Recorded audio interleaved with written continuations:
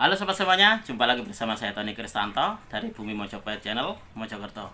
Nah sobat semuanya, di edisi video kita kali ini saya ingin mengajak kalian semuanya belajar tentang salah satu dapur unik, yaitu dapur cengkrong.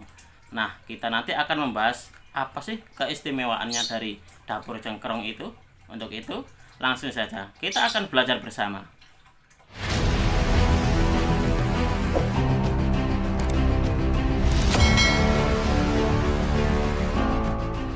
Nah, sobat semuanya, sebelum saya melanjutkan dari pembahasan tentang keris cengkrong, di sini saya ingin menyapa kalian semuanya. Ini saya akan menyapa Mas Gia Sela dari Semarang, lalu ada Pak Gareng Sunarto, ada Mas Tondo Asri di Malang, ada juga Pak Gito Joyo, lalu juga ada Pak Bawi Gens yang ada di Kalimantan. Terima kasih. Lalu juga yang selalu setia ini Mas Heru di Jombang, lalu ada Mas Afandi Nasrul, ada Mas Wahyu di Mojokerto, dan juga yang terakhir adalah Kisamble. Nah sobat semuanya, selain yang saya sebutkan tadi, saya juga menyapa kalian semuanya yang ada di luar negeri semuanya, lalu juga yang tidak mungkin saya sebutkan satu persatu, baik yang di luar ataupun yang di dalam negeri. Terima kasih sekali karena kalian semuanya sudah mendukung channel ini semakin berkembang. Nah, sobat semuanya, kita lanjutkan. Di sini di pembahasan kita kali ini adalah kita akan membahas tentang keris cengkrong, berdapur cengkrong. Nanti di sini saya akan memberikan contoh dua dari keris koleksi saya, yaitu yang berdapur cengkrong. Nah, ini adalah koleksi pribadi saya yang sudah lama sekali saya koleksi, sobat. Coba kita akan lihat kerisnya seperti apa. Nanti kalian juga biar tahu keris cengkrong itu seperti apa sih, karena kalau boleh dibilang itu keris dengan dapur cengkrong itu masih ini ya, kalau boleh dikatakan masih jarang atau tidak familiar. Jadi kita akan melihat seperti apa bentuk dari kerisnya. Nah ini sobat semuanya, inilah yang dinamakan dengan keris berdapur cengkrong. Ciri utama dari keris ini adalah dia untuk gandiknya ini ada di belakang, sobat, dan dia memanjang. Nah ini adalah gandiknya, gandik panjang yang ada di belakang, malah terbalik, ada di punggungnya keris. Lalu juga ciri yang utama adalah dia gonjonya ini dia terbalik, sobat. Nah inilah pembeda antara keris cengkrong dan juga keris-keris lainnya. Nah ini kalau boleh dibilang adalah keris dengan dapur yang unik sekali. Ini adalah contoh pertama, ya, keris yang pertama. Lalu saya juga memberikan contoh kepada kalian semuanya untuk keris yang kedua.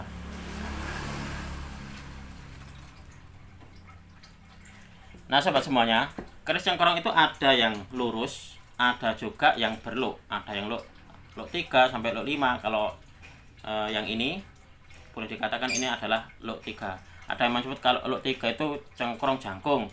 Kalau luk 5 seperti ini, ada yang menyebutnya dengan cengkrong Pandawa, itu seperti itu. Jadi disebutkan dengan luknya. Jadi cengkrong jangkung, cengkrong Pandawa, seperti itu, sobat. Nah ini pun juga sama.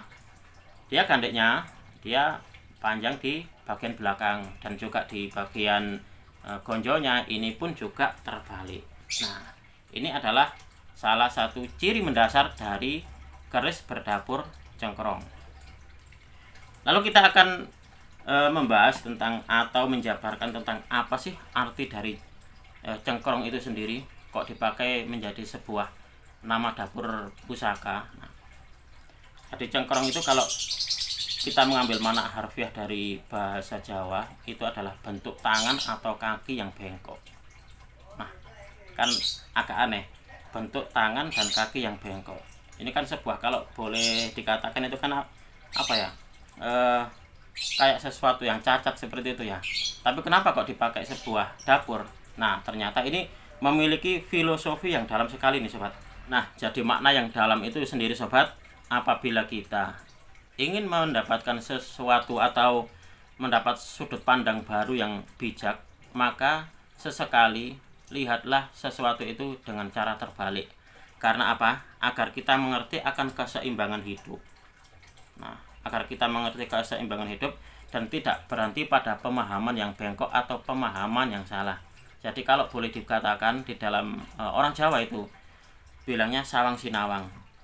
Dalam artian belum tentu yang kita lihat itu pada orang tersebut sempurna seperti yang kita lihat. Kita pun juga sebagai manusia di dalam garis cengkerong ini diharapkan tidak menjadi manusia yang gampang sekali menghina orang lain, gampang sekali merendahkan orang lain. Kalau boleh dibilang itu jangan suka maido kehidupan orang lain. Karena apa? Karena pada dasarnya setiap manusia itu dia menempati porsinya masing-masing, menempati dharmanya masing-masing. Jadi kalau kita diganjar katakanlah hidup berkecukupan, janganlah menghina orang yang hidupnya kekurangan. Itu seperti itu. Kalau kita diberikan sebuah penghidupan yang serba mudah ataupun serba kecukupan semuanya, jangan dengan keberadaan kita akhirnya gampang sekali menghina orang lain, terus mengolok-olok orang lain. Nah, jangan seperti itu. Jadi makna dari filosofi dapur cengkerong itu adalah agar kita bisa melihat secara bijaksana. Nah, lalu saya pun juga menangkap dari apa sih makna atau pesan yang disampaikan dengan dapur cengkerong itu, sobat. Saya menangkapnya seperti ini, sobat. Jadi kenapa garis cengkerong? Kalau memang dia berkonotasi itu tidak baik, yaitu tadi kalau cengkerong kan bermakna bentuk tangan atau kaki yang bengkok, itu sebenarnya adalah menandakan bahwa kita sebagai manusia itu adalah serba kekurangan. Dalam artian segala kesempurnaan itu hanyalah milik Allah. Kita sebagai manusia itu semuanya serba terbatas. Jadi kemampuan kita ataupun kekuatan kita semuanya itu ada batasnya. Itulah kenapa kesempurnaan itu adalah hanya milik Allah. Dapur cengkerong mengajarkan bahwa manusia itu adalah tempatnya kekurangan, karena kesempurnaan itu mutlak milik dari Allah Subhanahu wa Ta'ala. Nah, sobat semuanya, leluhur kita tentunya sudah sangat bijaksana sekali ya. Beliau-beliau para leluhur kita tidak mungkin memberikan konotasi nama yang buruk apalagi kepada dapur keris. Jadi semuanya punya nilai-nilai luhur. Jadi seperti itu. Kalau boleh dijabarkan sekali lagi bahwa dapur cengkerong itu, kalau saya pribadi menangkapnya adalah punya maksud yang baik di balik arti nama tersebut, sobat. Kalau saya menyimpulkan bahwa dengan tangan dan kaki yang bengkok itu menunjukkan kita sebagai makhluk tidak luput dari kekurangan dan keterbatasan. Maka karena segala kesempurnaan itu adalah hanya milik Allah semata. Itu. Dan juga kalau boleh saya tambahkan lagi, dengan bentuk tangan kaki yang bengkok itu menandakan sebuah kehidupan yang dibatasi, menjadikan kita sebagai manusia harus selalu hati-hati dalam bertindak dan bertingkah laku, karena semuanya perbuatan kita itu selalu dibatasi. Itulah mengapa pentingnya agama dalam hidup kita, agar kita tidak menjadi pribadi yang berlaku semena-mena dan sembrono dengan kehidupan ini. Jadi itu adalah makna filosofi yang ingin disampaikan oleh leluhur kita lewat dapur cengkerong ini, sobat. Jadi bukan bermakna sebuah kecacatan dalam hidup, tapi adalah hidup kita itu adalah ada kekurangannya. Karena manusia itu tempatnya salah dan juga tempatnya kekurangan. Karena semua kesempurnaan itu hanyalah milik Allah semata. Itu, sobat. Dan konon, sobat semuanya, untuk dapur cengkerong seperti ini dulu dipercaya banyak dimiliki oleh para pemuka agama, tokoh-tokoh agama, dan juga para mubalik. Jadi kalau kalian memiliki dapur keris dengan dapur cengkerong ini, maka berbahagialah kalian atau beruntunglah kalian. Karena apa? Karena keris-keris ini konon pernah dimiliki oleh orang-orang yang dekat dengan Tuhan. Jadi saya yakin dengan keris-keris yang dulu dijadikan sebagai sebuah ageman atau piandel oleh para tokoh-tokoh agama, pemuka agama, insya Allah kebaikan-kebaikan mereka itu tersimpan di dalam bilah-bilah pusaka ini menjadi sebuah energi tersendiri, energi kebaikan tersendiri yang ada di dalam pusaka ini, sobat. Nah, gitu.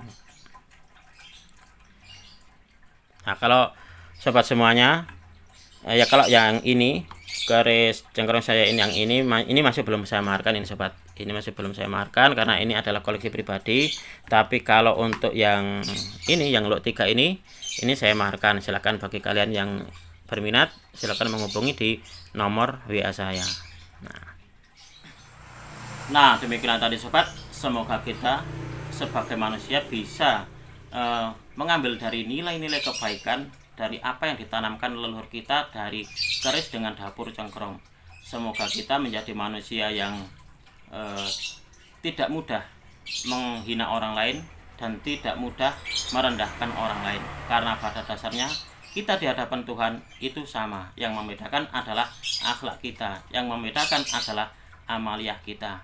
Semoga video ini bisa menambah wawasan kalian semuanya, khususnya bagi kalian para pecinta tosan aji pemula. Dari saya cukup sekian. Terima kasih dan salam dari bumi Mojopahit.